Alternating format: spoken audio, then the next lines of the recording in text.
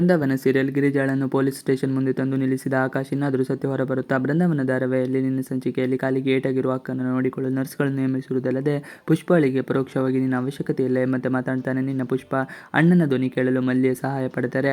ಅತ್ತೆ ಗಿರಿಜಾ ಲಲಿತಾ ಜೊತೆ ಸೇರಿ ಹಣ ಸುಧಾಮೂರ್ತಿ ಆಕಾಶ್ ಅಜ್ಜಿಯವರ ಮನೆಯಲ್ಲಿರುವ ಹಣ ಚಿನ್ನ ತನ್ನದಾಗಿಸಲು ಕೊಳ್ಳಲು ಪ್ಲಾನ್ ಕೇಳುತ್ತಿರುತ್ತಾರೆ. ಆಗ ಲಲಿತಾ ಗಿರಿಜಾಗೆ ಪುಷ್ಪಾಳಿಗೆ ವಶೀಕರಣ ಮಾಡುವಾಗ ಅವಳು ನೀನು ಹೇಳಿದ ಹಾಗೆಯೇ ಕೇಳಿಕೊಂಡಿರುತ್ತಾಳೆ ಎಂದು ಐಡಿಯಾ ನೀಡುತ್ತಾಳೆ. ಆ ಹೊತ್ತಿಗೆ ಅಲ್ಲಿಗೆ ಬರುವ ಆಕಾಶ್ ಅವಳನ್ನು ತನ್ನ ಜೊತೆ ಬರುವಂತೆ ಹೇಳುತ್ತಾಳೆ.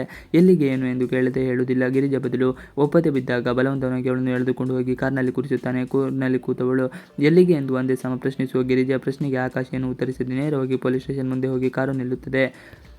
ನಂತರ ಅಣ್ಣನ ಧ್ವನಿ ಕೇಳಿ ಕಣ್ಣೀರಾಗುವ ಪುಷ್ಪ. ಮಲ್ಲಿಗೆ ಕಾಲ್ ಮಾಡುವ ಪುಷ್ಪ. ಅಣ್ಣನ ಧ್ವನಿ ಕೇಳಬೇಕು. ನೀನು ನಾನು ಕರೆ ಮಾಡಿರುವ ವಿಚಾರ ಅವರಿಗೆ ಹೇಳಬೇಡ. ಸುಮ್ಮನೆ ಮನೆ ಒಳಗೆ ಹೋಗಿ ಅವರನ್ನು ಮಾತನಾಡಿಸು. ನಾನು ಲೈವ್ನಲ್ಲಿ ಇರ್ತೀವಿ ಅಂತ ವಿನಂತಿ ಮಾಡ್ತಾಳೆ.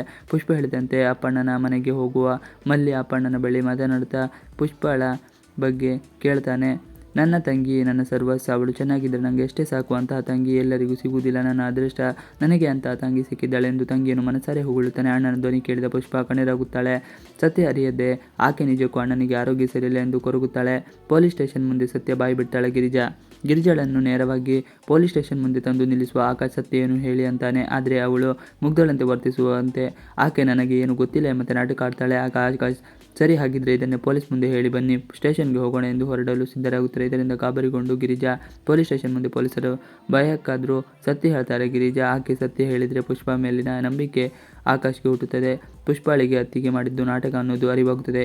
ಈ ಮುಂದಿನ ಎಪಿಸೋಡ್ನಲ್ಲಿ ತಿಳಿಯೋಣ. ಇವಿಷ್ಟು ಇವತ್ತಿನ ವಿಡಿಯೋ. ಈ ವಿಡಿಯೋ ಇಷ್ಟ ಆದರೆ please like, share and subscribe ಮಾಡಿ. Thanks for watching video.